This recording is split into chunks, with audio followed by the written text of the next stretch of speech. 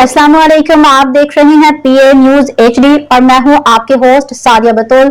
शामिल करते हैं आज की अहम खबरें। रिपोर्ट पेश करते हैं महर जहूर अहमद से। वजीर आजम की चीनी हम मनसब से मुलाकात, 5 नई राहदारियां मिलकर कायम करने का फैसला। बीजिंग। वजीर आजम पाकिस्तान मोहम्मद शहबाज शरीफ ने बीजिंग में अवामी जमहूरिया चीन के वजीर आजम ली चियांग से मुलाकात की, जिसमें 5 राहदारियों पर मिलकर काम करने पर इतफाक किया गया। वजीर आजम दफ्तर से जारी एलामिया के मुताबिक वफूद की सतह पर बातचीत के बाद चीनी वज़ीर आज़म ने वज़ीर आज़म शहबाज शरीफ के एजाज़ में परवकार ज़ोहराना दिया। दोनों रहनुमाओं ने पाक चीन ताल्लुकात के मुस्बत रफ्तार पर इत्मीनान का इजहार किया।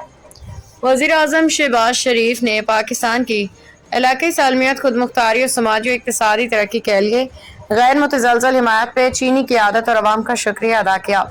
सदर शी जिनपिंग और वज़ीर आज़म शहबाज शरीफ के दरमियान 2 सितंबर को होने वाली मुलाकात के फैसलों के तनाजुर में दोनों मुल्कों के वज़राए आज़म ने पाकिस्तान और चीन के दरमियान हमा मौसमी तज़ाविराती ताउन पे मबनी शराकत दारी को मज़ीद मजबूत बनाने के अज़म का अदा किया।